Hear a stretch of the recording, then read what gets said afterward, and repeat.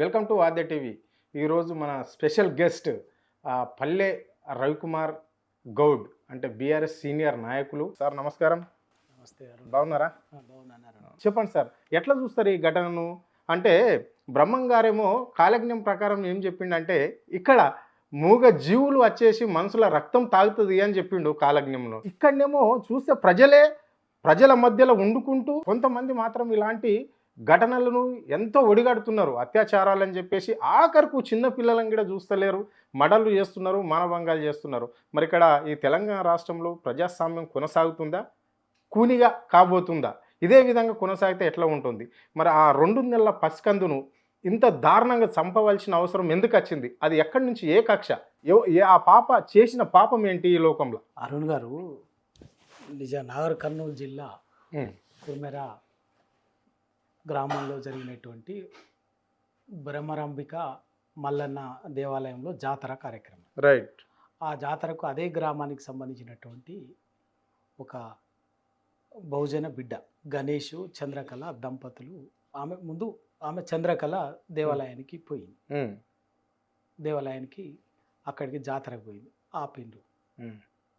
ఆపిన తర్వాత ఆపగానే అక్కడ ఏంటంటే 100 రూపాయలు దర్శనం ఫీజు 100 రూపాయలు కట్టండి అని చెప్పేసి ఇవ్వండి చెప్తే అమ్మాయి మంచిగానే చాలా కదా, అట్టెట్లయితే ఇదేమి 100 రూపాయలు సరే ఇస్తాను, 100 రూపాయలు ఇస్తే ఎప్పుడు లేదు, కొత్తగా ఇది ఏంది, మరి 100 రూపాయలు ఇస్తా, రసీదు ఇవ్వండి అని అడిగింది.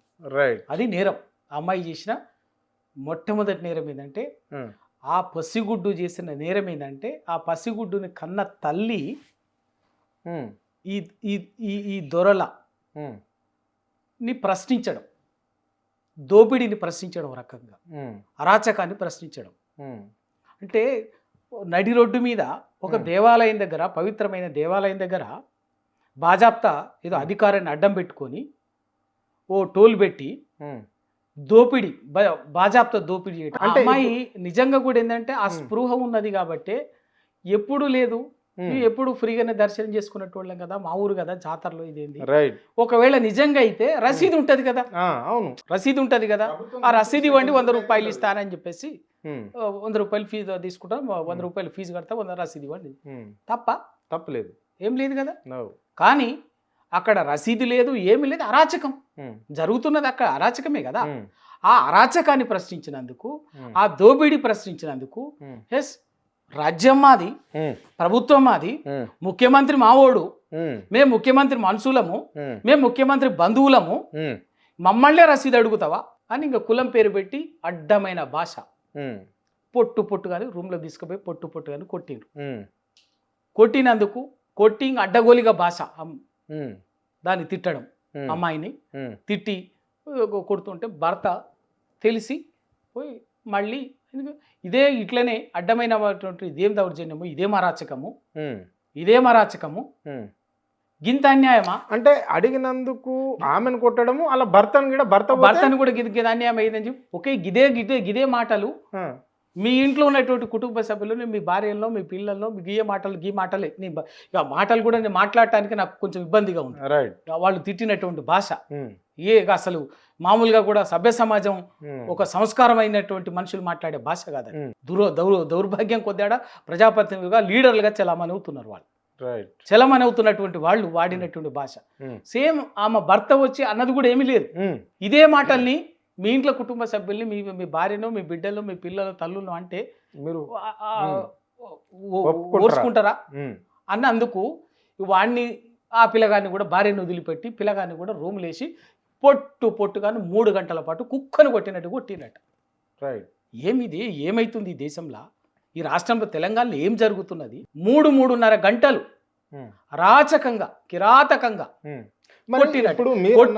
కొట్టి బాధాకరమైన విషయం ఏంటంటే, ఆ బాధను భరించలేక భార్య అయ్యా నా మొగుల్ని వదిలిపెట్టండి, చచ్చిపోతాడు, చంపకండి అని చెప్పి అయినా కొడుతుంటే, దుర్మార్గంగా కొడుతుంటే, 8 మంది రూమ్లు వేసి కొడుతుంటే, ఒకటి ఏముంటే చిన్న బక్కచి వదిలిపెట్టకపోతే తన చేతుల్లో ఉన్నటువంటి, సంకలో ఉన్నటువంటి చంటి బిడ్డని, పసిగుడ్డు 2 నెలలయ్యా, 2 నెలల పసిగుడ్డుని కనిక కాళ్ళ మీద వేస్తే, అయ్యా దొర వదిలిపెట్టండి, నా మొగుడిని చంపకండి అని చెప్పేసి ఆయన మధుసూదన్ రెడ్డి అనేటువంటి ఆయన కాళ్ళ మీద ఆ పసిగుడ్డుని పెట్టింది. కనీసం ఆ కనికరంతో భర్తను వదిలేస్తాడని, కానీ అవి చేయలే. ఆ పసిగుడ్డుని కనీసం మనిషి అన్నవాడు, మానవత్వం ఉన్నటువంటి వాడు కనీసం ఆ పసిగుడ్డుని ఆ కాళ్ళ మీద పెట్టిన తర్వాత కనీసం ఎక్కడో ఇంత మనసు కరిగిపోతుంది. కరుగుతుందనే ఆ తల్లి తన భర్తను చంపొద్దని చెప్పేసి 2 నెలల పసిగుడ్డుని ఆ కిరాతకుడి కాళ్ళ మీద పెట్టింది. వాడు పశువు కాబట్టి అది మనసు కరగలే. ఆ పసిగుడ్డుని తన్నిండు, ఇసిరి కొట్టిండు, తన్ని ఇసిరి ఫుట్బాల్ అన్నట్టు తనేసరికి పసిగుడ్డు అక్కడ పక్క వేసాడు. కిస్మాని ఆ ఇంటర్నల్ బ్లీడింగ్ అయింది. అది జరిగింది. రైట్. ఈ మధుసూదన్ ఎవరు మరి? అంటే ఆ టీంలో ఎంతమంది పనిచేసారు, వాళ్ళు ఎంతమంది ఇప్పుడు భార్య భర్తలను చిత్రహింసలు పెడుతూ వాళ్ళ బిడ్డ పైన కూడా ఆ పసికందు పైన కూడా కాలుతో తన్నడం ఎవరు ప్రధానంగా ఎవరు తన్నారు? అంటే ఇప్పుడు అక్కడ సంబంధించి ఆ గ్రామ పెద్దలు ఉంటారు, మళ్ళీ గ్రామ సర్పంచ్ ఉంటాడు, అదంతా వాళ్ళకి తెలియకుండానే ఇదంతా జరిగిందంటారా? సర్పంచ్ కూడా తుకారాం రెడ్డి అని సర్పంచ్ కూడా ఉన్నాడట, మధుసూదన్ రెడ్డి ఉన్నాడు, ఇంకా 8 మంది ఉన్నారు. శ్రీనివాస్ రెడ్డి ఆ పేరు ఈ పేరు కానీ 8 మంది సర్పంచ్ కూడా వీళ్ళు.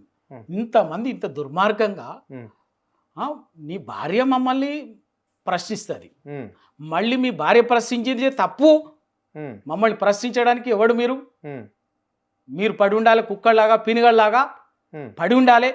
మీ భార్య ప్రశ్నిస్తుంది, ఇంకా మీ భార్యను ప్రశ్నిస్తావా అని తిడితే వచ్చి నువ్వు మమ్మల్ని ప్రశ్నిస్తావా అని చెప్పేసి వాడిని.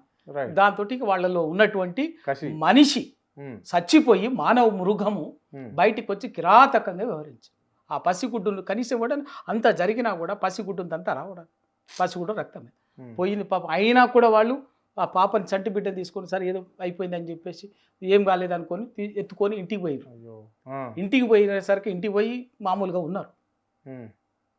ఇంటికి పోయిరు, ఇంటికి పాప పసిగుడ్డును తీసుకొని తెలియదు వాళ్ళకి, అంత అర్థం కాలే, తీసుకొని ఇంటికి పోయారు. ఇంటికి పోయేసరికి తెల్లారికల్లా ఆ ఇంటర్నల్ బ్లీడింగ్ అయిపోయి ఆ పసిగుడ్డు తెల్లారి వరకు చనిపోయింది.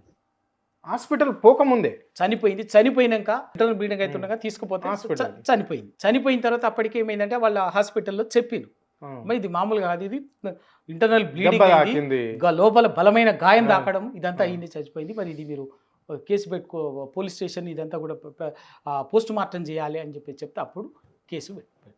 పోలీస్ స్టేషన్ పోతే పోలీసులు ఎంత దుర్మార్గంగా వ్యవహరించారంటే వీళ్ళని అక్కడ ఉండగానే పోలీసులు బుద్ధి జ్ఞానం ఉండాలి.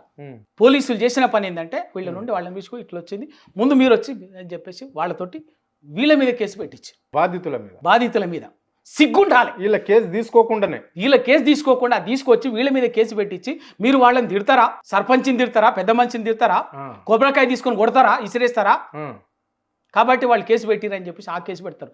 సిగ్గుండాలి. డీజీపీ గారు ఏం చెప్తారు? ఏమీ లేదు రాష్ట్రంలో, పోలీస్ ఫైల్సే ఉంది. పోలీస్ ఫైల్స్ అంటే ఇదా? డీజీపీ గారు సమాధానం చెప్పాలి. ఒక పసిగుడ్డు చచ్చిపోయి ఉంటే 3-3.5 గంటలు ఒక పవిత్రమైనటువంటి దేవాలయంలో రూమ్లో బంధించి కుటుంబాన్ని చితక బాధితే ప్రభుత్వానికి పోలీసు వ్యవస్థకు కనిపించదు, పట్టించుకోరు. కానీ అది ఇది జరిగింది అని చెప్పి నా బిడ్డను చంపినరు అని చెప్పేసి పోలీస్ స్టేషన్ పోతే ఉల్టా వాళ్ళ మీద కేసు పెడతారు. రైట్. ఇప్పుడు కొట్టిన వాళ్ళు రెడ్డిలు, మరి ఇక్కడ దాడికి గురైన వాళ్ళు ఎవరు? ఏ కమ్యూనిటీకి సంబంధించిన వాళ్ళు? అంటే వాళ్ళు పోయి గుళ్ళలకు పోయి పూజలు చేసే హక్కు లేదా ఎక్కడన్నా? నాకు తెలిసిన సమాచారం ఏంటంటే ఆ ఇద్దరు భార్య భర్తలు కులాంతర వివాహం ఉంది. రైట్. ఆ గణేష్ అమ్మ భర్తదేమో రజక కులం సాకలి, అమ్మాయి ఏమో దళిత, రైట్, మాదిగా దళిత, ఇంటర్ కాస్ట్ చేసుకున్నాడు. వాళ్ళు ఈ దేశంలో రాజ్యాంగం ఏం చెప్తుంది, చట్టం ఏం చెప్తుంది? అంటరానితనం నేరమని, అమానుషం అని చెప్పి కులాంతర వివాహాలని ప్రభుత్వాలు ప్రోత్సహిస్తుంది. కులాంతర వివాహం చేసుకున్నటువంటి వాళ్ళని ప్రభుత్వమే అధికారికంగా నగదు ఆర్థిక సహాయం చేస్తున్నది, చట్టం రక్షణ కల్పిస్తుంది.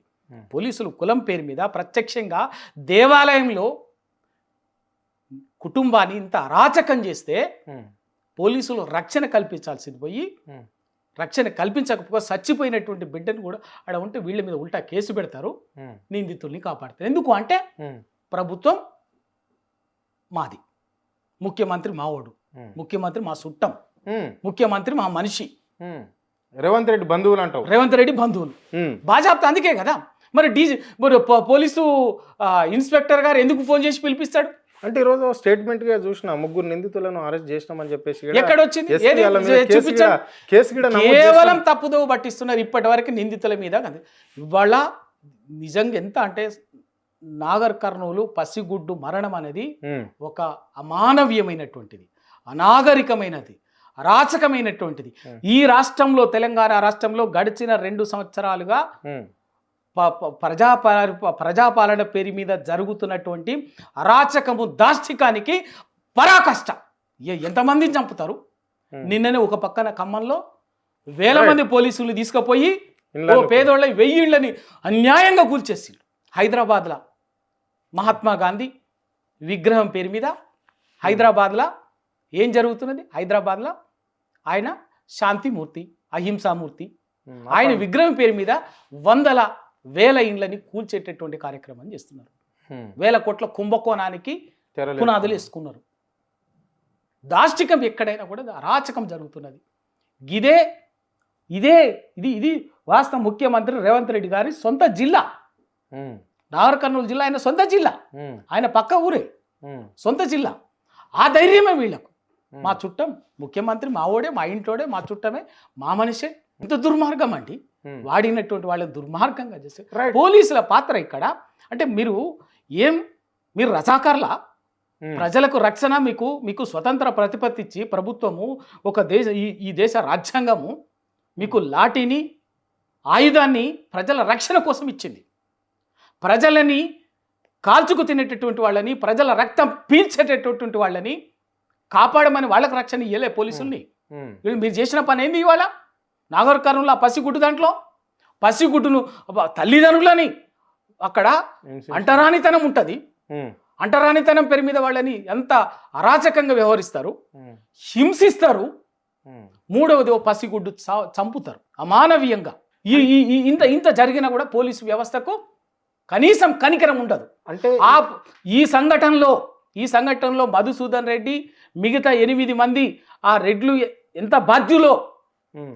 ఎంత బాధ్యులో, కనికరం లేని, మానవత్వం లేనటువంటి వాళ్ళు ఎంత బాధ్యులో, అంతకంటే కర్కశంగా వ్యవహరించినటువంటి పోలీస్ అధికారులు కూడా అంతే బాధ్యులు. పోలీస్ అధికారులు కూడా వెంటనే వాళ్ళని సస్పెండ్ కాదు, డిస్మిస్ చేయాలి. ఎందుకంటే ప్రజలకు కనీసం ఇవ్వాలి. చట్టం మీద ప్రజలకు ఎక్కడ గౌరవం వస్తుంది? ప్రజల రక్షణ కోసం ఏర్పాటు చేసుకున్నటువంటి చట్టాలని అంటరానితనం నిరోధక చట్టం అక్కడ వైలేట్ కాబడింది. హ్యూమన్ రైట్స్ వైలేట్ కాబడింది. తర్వాత అరాచకం, హత్య చేసిండ్రు. ఇన్ని రకాల రాజ్యాంగబద్ధమైనటువంటి ఇన్ని రకాల చట్టాలను ఉల్లంఘిస్తే వాళ్ళ మీద చర్య తీసుకోవాల్సింది పోయి పోలీస్ అధికారులు ఎట్లాంటి వీళ్ళ మీద ఎట్లా కేసు ఫిర్యాదు తీసుకుంటారు? సిగ్గుండాలి పోలీస్ అధికారులు.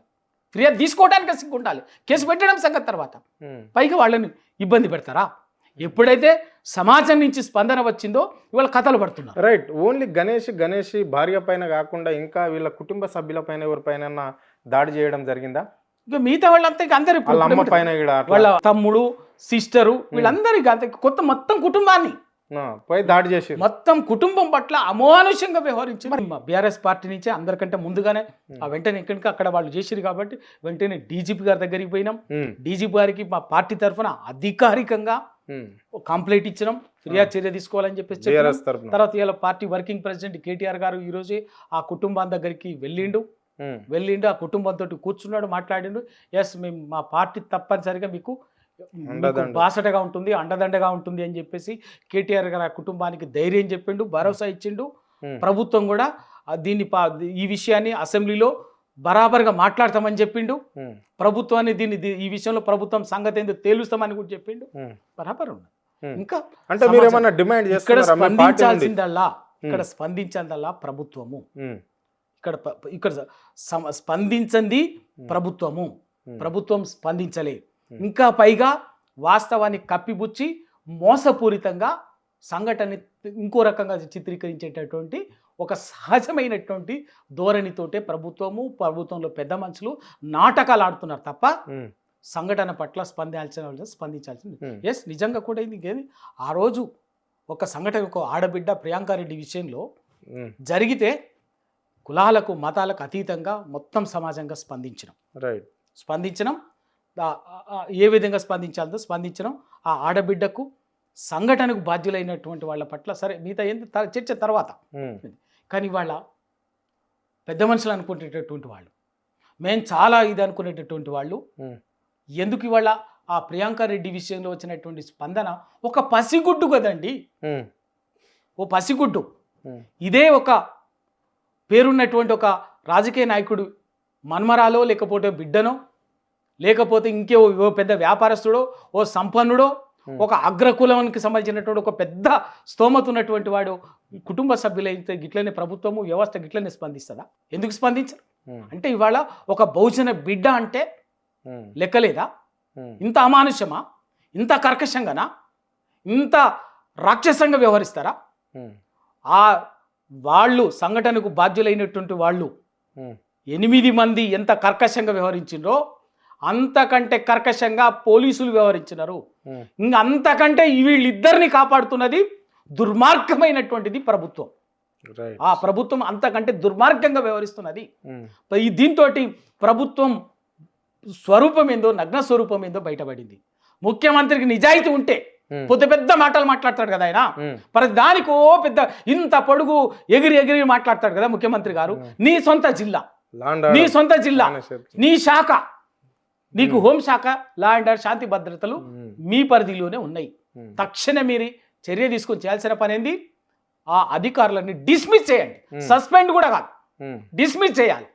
సంఘటనకు బాధ్యులైనటువంటి వాళ్ళని వెంటనే బేషరతుగా ఆ 8 మంది మీద ఫిర్యాదు ఇచ్చినటువంటి కుటుంబ సభ్యులు గణేష్, చంద్రకళ వాళ్ళు ఇచ్చినటువంటి ఫిర్యాదు ఆధారంగా దాని మీద కుటుంబ సభ్యుల మీద వెంటనే కిరాతకమైనటువంటి ఏ చట్టం, అంటరానితనం చట్టం వర్తిస్తుంది, ఎస్సీ ఎస్టీ అట్రాసిటీ చట్టం వర్తిస్తుంది, ఓ పోక్సో ఓ పసిగుడ్డు చంపినటువంటి చట్టం వర్తిస్తుంది, ఒక కిరాతకంగా వ్యవహరించినటువంటి చట్టం వస్తుంది, దేవాదాయ చట్ట నిబంధనలకు విరుద్ధంగా వ్యవహరించినటువంటి దుర్మార్గం, దాష్టిమని ప్రతి చట్టం వర్తిస్తుందండి.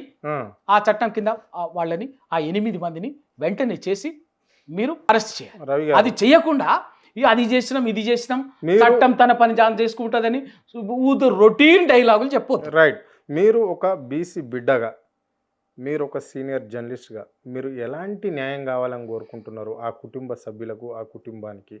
సో వాళ్ళకు ఈ 8 మందికి ఏ శిక్ష పడాలనుకుంటున్నారు? ఖచ్చితంగా చాలా స్పష్టంగా నేను చెప్పాను. అంటరానితనం, అంటరానితనానికి అన్టచబిలిటీ యాక్ట్ అట్రాక్ట్ అవుతుంది. రైట్. ఒకటి హత్యా నేరం అట్రాక్ట్ అవుతుంది. రైట్. 2. 3 పసిగుడ్డును చంపిన దానికి సంబంధించినటువంటి చట్టం అట్రాక్ట్ అవుతుంది, వర్తిస్తుంది. రైట్. తర్వాత దేవాలయంలో దౌర్జన్యంగా అక్రమంగా వసూళ్లు చేస్తూ చట్టం వర్తిస్తుంది. దేవాలయ ప్రాంగణంలో ఒక కుటుంబాన్ని నిర్బంధించి 3-4 గంటల పాటు చిత్రహింసలు పెట్టినటువంటి చట్టం వర్తిస్తుంది.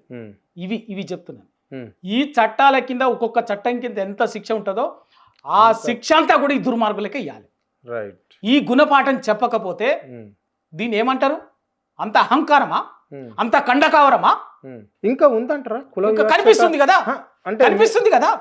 ఇవాళ ఇప్పుడు ఎందుకంటే మేము సగటు సమాజంలో ఉండి ఒక సమాజంలో పనిచేస్తున్నటువంటి వాళ్ళం మాట్లాడటానికి ఇబ్బంది ఉండొచ్చు కాక దాన్ని చూపించిన దాన్ని ఏమంటారు? అహంకారం అనరా, కండకావరం అనరా, బలుపు అనరా? లేదని ఎవడని అంటే దీని ఏమంటారు చెప్పమని చెప్పండి. ఇంతకంటే ఇంకేందండి? ఇంతకంటే ఏముంది? అంటే పసిగుడ్డు అది ఎవడైనా సమర్థించేటటువంటి వెధవ ఉంటే వాని ఇంట్లో వాని మనమరాలో వాని బిడ్డనో వాళ్ళు ఆ పరిస్థితి పడితే వాళ్ళకి అర్థం. అంటే ఇక్కడ ప్రజలకు అర్థం కావాల్సింది ఒకటే, హయ్యర్ క్యాస్టుల ఇలాంటిది జరుగుంటే ఇప్పటికీ లోయర్ క్యాస్టులు చేస్తుంటే ఎన్కౌంటర్ అవుతారు అని అర్థమేనా? బలహీన వర్గాలైతే వీళ్ళే కానీ అలాంటి అవుటికి పాటు పడుంటే వాళ్ళని ఇప్పటికీ అసలు ప్రాణాలకి లెక్కలేదు కదా, ప్రాణాలెక్క ఆడే తేలిపోయింది కదా. ఆడ 3 గంటలు పొట్టు కానీ కుటుంబాన్ని అరాచకంగా కొడతారు, పసిగుడ్డును చంపుతారు, మళ్ళీ వాళ్ళ మీదనే ఉల్టా కేసు పెడతారు. ఇక దీన్ని ఏమంటారు చెప్పండి, మీరే చెప్పండి. అది ఎవడన్నా సమర్థించేటటువంటి వెధవ ఉంటే, బుద్ధి జ్ఞానంలో ఎవడన్నా ఉంటే వాడు సమాధానం చెప్పాలి. వాని ఇంట్లో అదే సమర్థించేటటువంటి వాని బిడ్డనో వాని మన్మరాలకో ఆ పరిస్థితి వస్తే వాడు ఎట్లా రియాక్ట్ అవుతాడో సమాధానం చెప్పాలి. వాడు సమర్థిస్తాడా? మనిషి అన్నవాడు ఎవడన్నా సమర్థిస్తాడా దీన్ని? వాడు మనిషిగా ఎవడన్నా ఆ పసిగుడ్డు చంపడాన్ని, ఆ పసిగుడ్డు ప్రాణం తీయటాన్ని, ఆ కుటుంబాన్ని హింస పెట్టడాన్ని సమర్థించేటటువంటి వాడు ఎవడన్నా ఉంటే వాడు మనిషే కాదు. అటువంటి వాడు ఈ భీము పుట్టి బతికుండి కూడా దండగా పనికి మళ్ళీ వెధవ నా కొడుకులు. అంత బాధ అనిపిస్తుందండి. చట్టం పని చట్టం చేసుకపోతుంది అన్నట్లా వినికిడి వినబడుతుంది. ఆల్రెడీ ఈ కేసులో ఎవరైతే మీరు అన్నట్ల 8 మందిలో ఒక 3 మాత్రము అదుపులోకి తీసుకున్నాం, వాళ్ళ పైన కేసు నమోదు చేసినాం, పట్టుకున్నామని చెప్పేసి కూడా స్టేట్మెంట్ కూడా కనిపిస్తున్నాయి. సో ఇంకో 5 దొరకవలసి ఉంది, వాళ్ళని కూడా గాలిస్తున్నాం అంటున్నారు. దీన్ని ఎట్లా చూడాలి మరి? అరుణ్ గారు చేసేంత జాగ్రత్తలు అంతా చేసేసి మీరు చట్టం పని తను చేసుకోపోతుందంటే దాచిపెట్టాడమ్మా దొంగల్ని, నిందితులను దాచిపెట్టాడమ్మా. చట్టం చేసే పని, చట్టం ముసుగులు వేసుకొని మీరు చట్టాన్ని అడ్డం పెట్టుకొని, అధికారాన్ని అడ్డం పెట్టుకొని నిందితుల్ని కాపాడటమా, మానవ మృగాల్ని కాపాడటమా? ఏది చెప్పండి, వాళ్ళు ఏది చెప్పండి? 3 అదుపులోకి తీసుకున్నామన్నారు. 24 గంటల్లో ప్రొడ్యూస్ చేయాలి కదా, ఎక్కడుంది? ఎప్పుడు చెప్పారు ఆ మాట? కేసు నమోదైందని చెప్పారు. కేసు నమోదైందని ఎప్పుడు?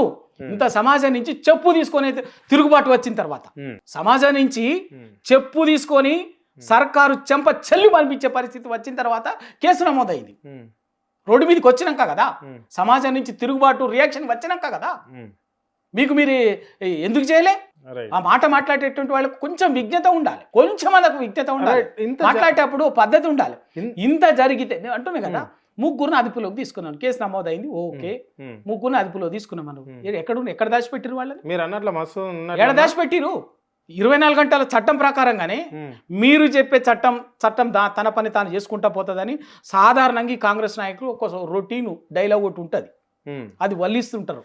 ఎప్పుడు ఉంటుంది అన్నట్టు అట్లా రికార్డ్ చేసి పెట్టుకుంటారు, అదే వల్లిస్తుంటారు. రైట్, ఓకే, చట్టం పని తాను పని చేసుకుంటాను. మరి ఆ చట్టమే ఏం చెప్తుంది? ఒక నిందితుని పట్టుకుంటే 24 గంటలు కోర్టు ముందు ప్రొడ్యూస్ చేయాలి. మరి ఆ మాట చెప్పేది ఎప్పుడు చెప్పారు? చట్టం తన పని తాను చేయటం ఎప్పుడు స్టార్ట్ అయింది? 24 గంటలు కాలేదా? నిందితులు దొరికి 24 గంటలు కాలేదా? మరి ప్రొడ్యూస్ చేయండి. ఎక్కడ దాచిపెట్టారు? ఎందుకండి ఇవాళ ఇటువంటి విషయాల్లో కూడా ఇంత అమానుషమైన, ఇంత కిరాతకమైన, ఇంత అమానవీయమైన సంఘటనలు జరిగినప్పుడు కూడా నిందితుల పట్ల, దుర్మార్గుల పట్ల కఠినంగా వ్యవహరించకపోతే ప్రజలకు రాజ్యాంగం మీద, చట్టం మీద, వ్యవస్థల మీద నమ్మకం పోతుంది. ఇవాళ ఏంది ఇవాళ ఇంత సమాజం ఇంత చూస్తుంటే గింత దాష్టికమా, గింత అన్యాయమా? ముఖ్యమంత్రి సొంత జిల్లా, పక్కనే ఊరు, పెద్ద దూరం కాదు. ఈ సంఘటన జరిగినటువంటి ఊరికి, ముఖ్యమంత్రి గారి సొంత ఊరికి ఓ అర్ధగంట జర్నీ, పెద్ద దూరం కాదు. హోంశాఖ మంత్రి, ముఖ్యమంత్రి కాదు, హోంశాఖ కూడా మీ దగ్గరే ఉన్నది. ఇప్పటిదాకా మరి ఎవరిని మీరు కాపాడుతూనే అనుకోవాలనా? మీకు తెలియదు అనుకోవాలనా? ఏమనుకోవాలి ముఖ్యమంత్రి గారు? చెప్పండి. రైట్, థ్యాంక్ యూ రవి గారు, మీ టైం మాకు కేటాయించినందుకు ధన్యవాదాలు.